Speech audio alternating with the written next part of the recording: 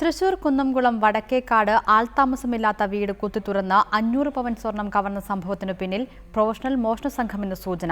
അയൽ ജില്ലകളിൽ സമാനമായ മോഷണങ്ങൾ നടത്തിയ സംഘങ്ങളെ കേന്ദ്രീകരിച്ചാണ് ഇപ്പോൾ അന്വേഷണം പുരോഗമിക്കുന്നത്. കുന്നംകുളം ഡിവൈഎസ്പിക്കാണ് പ്രധാന അന്വേഷണ ചുമതല.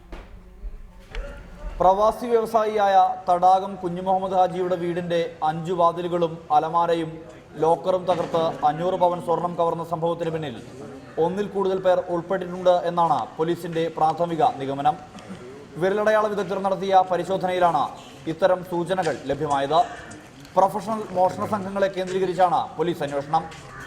സമീപ ജില്ലകളിൽ നടന്ന സമാനമായ മോഷണ സംഭവങ്ങളിൽ ഉൾപ്പെട്ടവരെ കേന്ദ്രീകരിച്ചും അന്വേഷണം നടക്കുന്നുണ്ട്. മൊബൈൽ ഫോൺ സിഗ്നലുകൾ, സമീപ പ്രദേശങ്ങളിലെ CCTV ക്യാമറകളിലെ ദൃശ്യങ്ങൾ എന്നിവയും പോലീസ് പരിശോധിക്കുന്നുണ്ട്. 500 പവൻ സ്വർണം കൂടാതെ 50 ലക്ഷം രൂപയുടെ ഡയമണ്ട് ആഭരണങ്ങളും 25,000 രൂപയും നഷ്ടപ്പെട്ടിട്ടുണ്ട് എന്നാണ് പോലീസിന് ലഭിച്ച മൊഴി. കുഞ്ഞുമുഹമ്മദ് ഹാജി വിദേശത്തു നിന്നും നാട്ടിലെത്തിയാൽ മാത്രമേ കൂടുതൽ വിവരങ്ങൾ അറിയാനാകൂ.